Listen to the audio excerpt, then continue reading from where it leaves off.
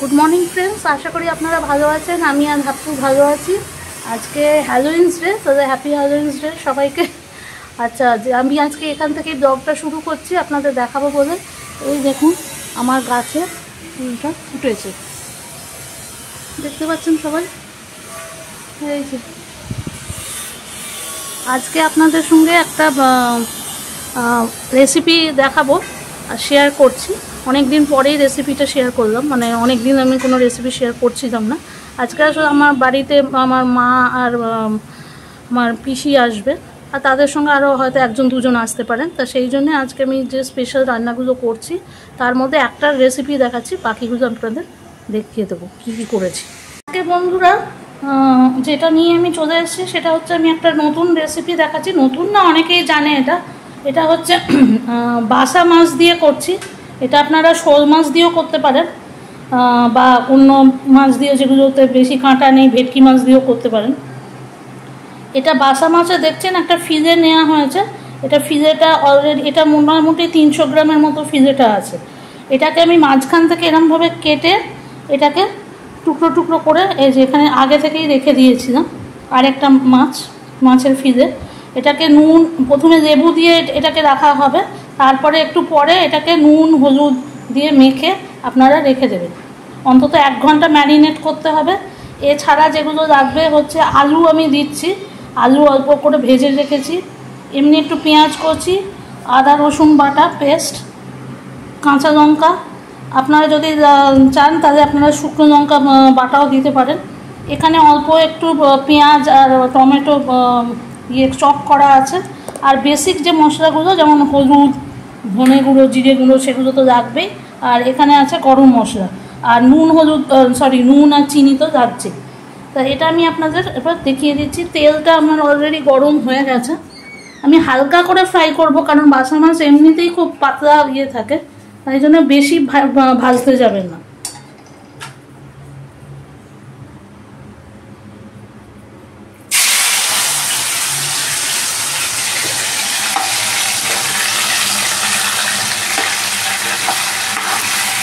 হালকা করেই ফ্রাই করবেন, বেশি ভাজবেন না। বেশি ভাজলে কিন্তু মাছটা দিয়ে হয়ে যাবে, মানে মাছটা থেকে ইয়েগুলো সব, ফাইবারগুলো সব ছিঁড়ে ছিঁড়ে বেরিয়ে যাবে। আমি যেন আমি অল্পই ভাজলাম।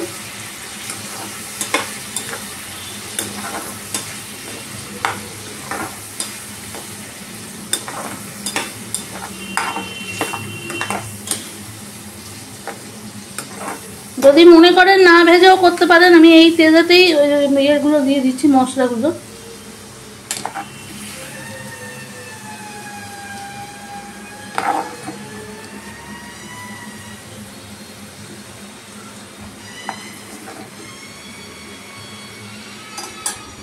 এর মধ্যে প্রথমে আপনাদের দিতে হবে হচ্ছে এই পেঁয়াজটা, যে পেঁয়াজটা আমি শুধু এমনি কুচি করে রেখেছি, এটা একটু দিয়ে দেবেন।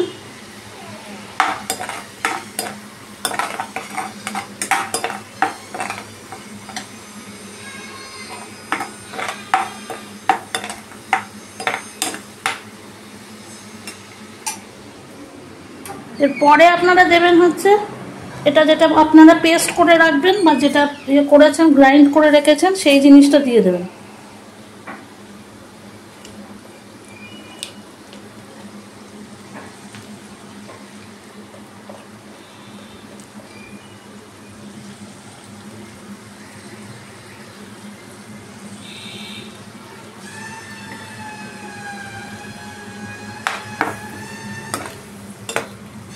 এটাকে একটু কিছুক্ষণ ইয়ে করতে হবে, যাতে টমেটোগুলো ভালো করে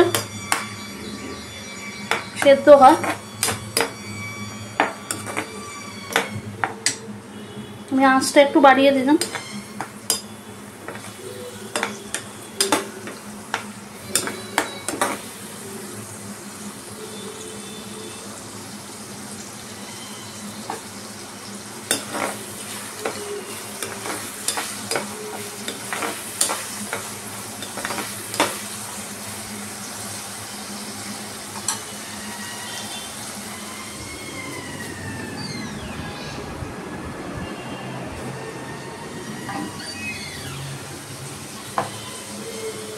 আমি 1 চামচ জিঞ্জার গার্লিক পেস্ট দিচ্ছি। আদা রসুন বাটা 1 চামচ দিয়ে দেবেন, একটু বেশি দিলাম আর একটু, হ্যাঁ 1 চামচই ঠিক আছে।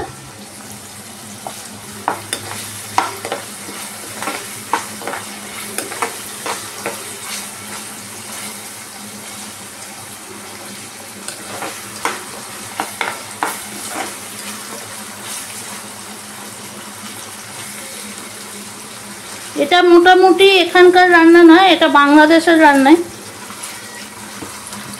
এই রান্নাটা আমার বাবা আগে বাড়ি থেকে মাঝে মাঝে করতো, অনেক সময় শোল মাছ দিয়েও করতো। আমি যদিও বাসা মাছ দিয়ে করছি।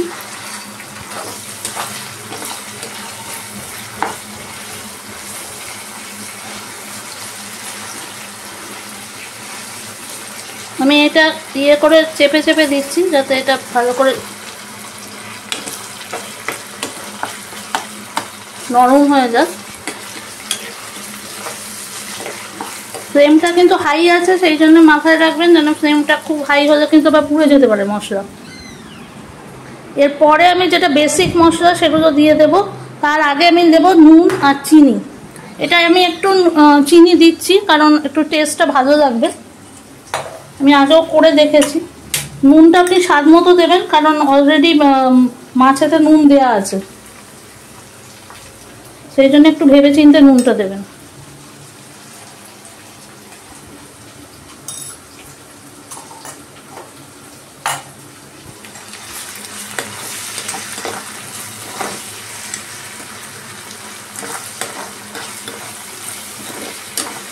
মশলাটাকে ভালো করে কষতে হবে, না কষলে কিন্তু ভালো লাগবে না।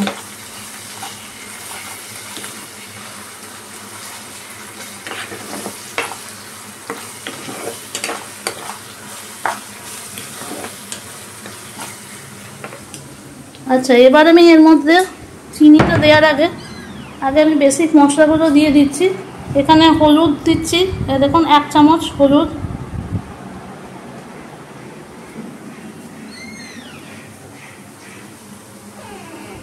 আর জিরে গুঁড়ো দেবো আমি 1 চামচ, 1 চামচ।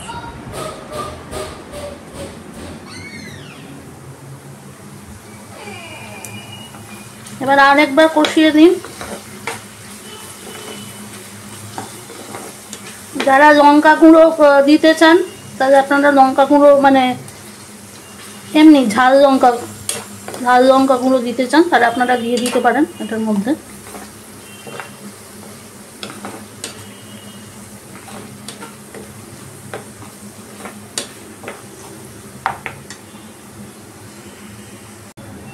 দেখুন অনেকটা এটা হয়ে এসছে।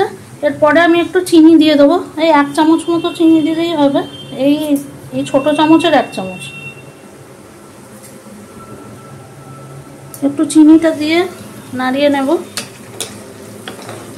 যদি আপনাদের মনে হয় যে আমরা চিনি দেবো না তাহলে নাও দিতে পারেন, আমি দিচ্ছিলাম যেন ফ্লেভারটা একটু অন্যরকম আসে।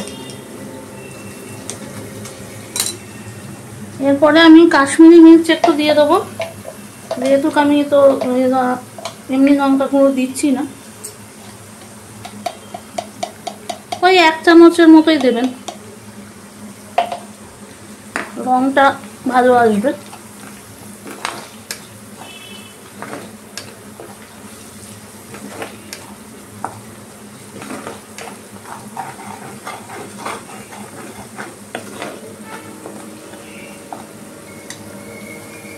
এবার আমি এর মধ্যে কাঁচা লঙ্কা আর এই যেগুলো আলুগুলো ভেজে রেখেছিলাম সেইগুলো দিয়ে দিচ্ছি।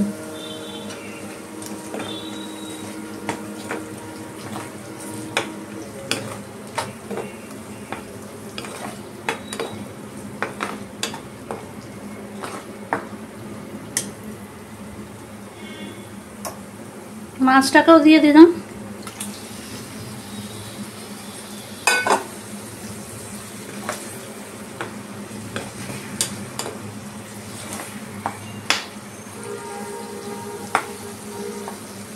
এবার এটাকে একটু শুকোতে দিতে হবে, মানে একদম গায়ে মাখা হবে,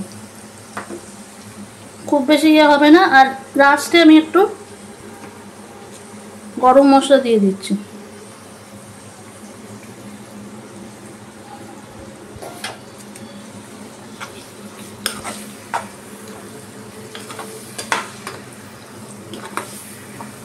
যতক্ষণ এটা হচ্ছে ততক্ষণ আমি আপনাদের দেখিয়ে দিই আমি আজকে আর কি কি রান্না করেছি। আজকে অ্যাকচুয়ালি আমাদের বাড়িতে গেস্ট আসার কথা, গেস্ট মানে হচ্ছে আমার মা আর কি বলে আমার পিসি আসবে। তা আজকে আমি করেছি হচ্ছে তারা খিচুড়ি খেতে চেয়েছিল, তা খিচুড়ি করেছি। এই যে খিচুড়িতে আমি জানি না আপনারা জানেন কি না, খিচুড়িতে আমি তো সব রকম সবজি দিয়েই করি। আর খিচুড়ির টেস্টটা বাড়াতে গেলে যদি একটু দু রকমের ডাল দিয়ে দেন, মানে মুসুর ডাল আর মুগের ডাল মিশিয়ে দেন, তাহলে এটা আরও বেশি ভালো হয়। এটা হচ্ছে আলু ফুলকপির তরকারি, এটা হচ্ছে ডাল,